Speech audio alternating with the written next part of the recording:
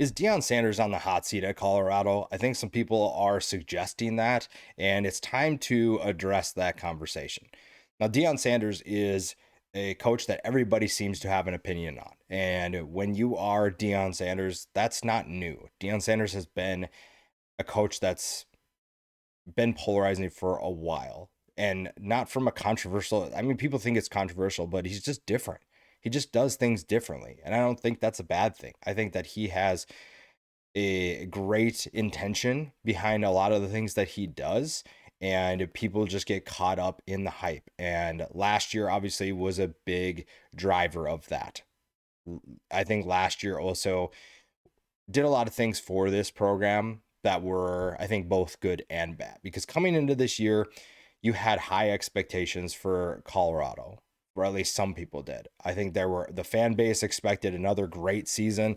The fan base expected that, hey, we have Deion Sanders and he's going to bring in the right talent.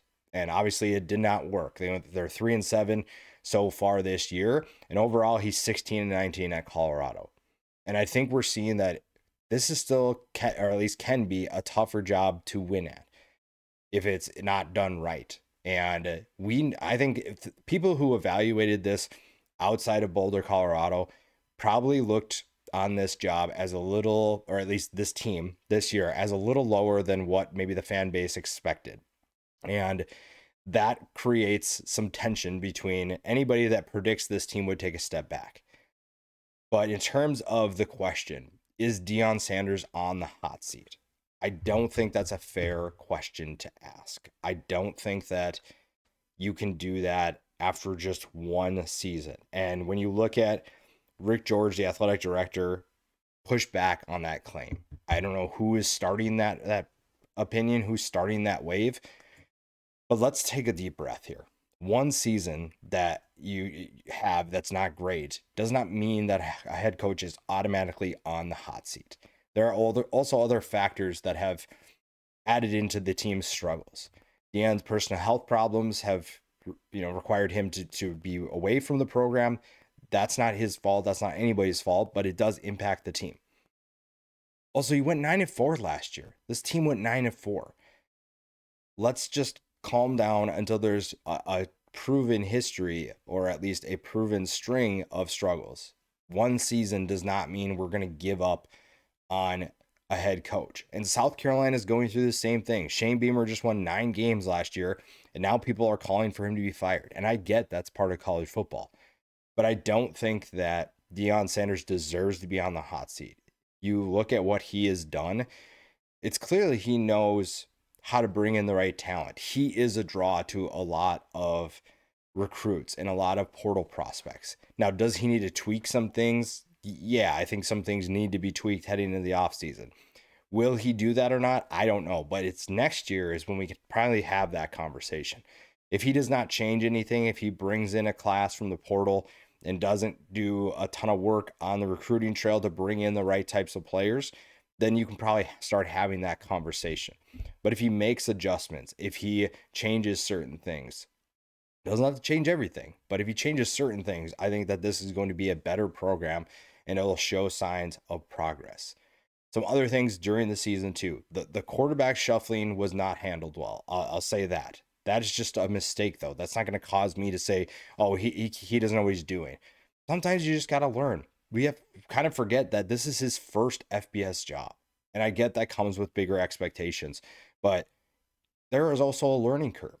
He was always going to have to figure things out. He was always going to have to work to identify things that he could do better or how this team could get better. But to say he's on the hot seat is a stretch to me. I don't think you can say that after one successful year followed by an unsuccessful year. I just don't think that that's fair or the correct thing to think when you just had a 9-4 season, one of your better seasons in recent memory. So you can, and this is part of also when you are the type of coach that Deion Sanders is, which he's doing things his way. He does things in a unique way. And that to me is not a bad thing. It's going to catch a lot of attention from people. And it means that when things aren't going your way, people probably are going to have stronger opinions about your status, which again is unfortunate. but I don't think that's fair.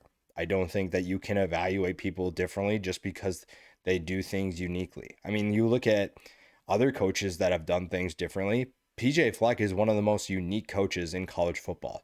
And I don't think people are going to call for his firing after one poor season. Yes, he does things differently, but there are similarities to what Deion Sanders is doing compared to some other coaches. And the nature of college football is unfortunate that we put these coaches in this spot, but I think you have to give them time. Take a deep breath.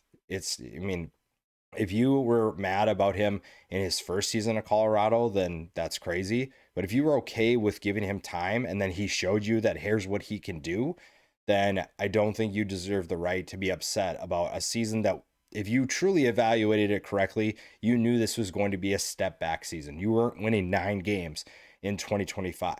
Now, next year, you can have the expectation of a bowl game, of 7-8 wins. You can have that expectation dependent upon what talent they bring in via the portal, what talent is going to develop. You can have that expectation as long as he takes those steps. Again, he has to make some tweaks if next year is going to be more successful. He doesn't have to change his identity. He doesn't have to change his entire program's culture, but he does have to adjust some things that are clearly hurting this team.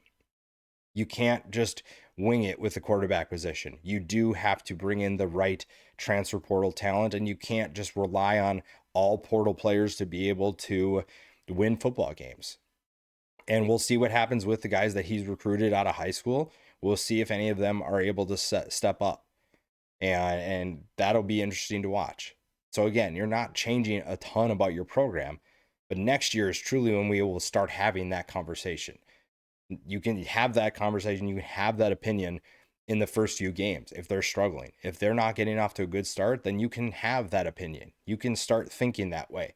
But to do it right after you just saw him win 9 games is kind of ridiculous to me. That's a little bit of an overreaction. And I know that that's what people do with this program with Deion Sanders, but you just can't do that. You got to look at it from a different lens. And you can have expectations. You can say that he needs to change things, but the hot seat conversation is a wild overreaction. It's a wild overreaction for other coaches as well. For Shane Beamer, like I said, saying that he's on the hot seat to me is crazy. One season does not dictate that to me. I get that's how college football is, and schools have a tendency to move on quick. But I don't think that Deion Sanders is going anywhere. I don't think his seat is hot. Next year is when we can start have that conversation. So let's put a little bit of a pause on that. Let's take a little bit of a step back, truly evaluate this program and see where it's at. Because yes, this year was a little bit of a step back, but if you evaluate it as a step back, then you know this is exactly where you expected them to be. Next year, make your evaluation, make your new expectations, and if he doesn't meet them, then you can start having that conversation. But this is going to be something we deal with this program because of the guy that's running the program, because of the guy that's the head coach, and because of the feelings that he doesn't even do anything, because of the feelings that people have towards him, because he does things a little bit differently. He says things a little bit differently. If you don't know Deion Sanders, you're probably going to think of him very differently than someone who understands him. And you may not have a ton of inside information, but if you understand how he carries himself and how he's done that his entire life, you understand why he's doing the things that he does. And he does a lot of good. That's a whole different conversation, but he does a lot of good for the kids on his program. He's not just trying to do this for himself. So again, let's take a step back, let's take a deep breath, and let's truly evaluate this program in an objective way and take the emotion out of it. If you have opinions about Deion Sanders, regardless, you probably need to take a little bit of a step back to truly evaluate where he's at. If you see where they're at, they're taking a step back, but next year is where they can show that they can bounce back.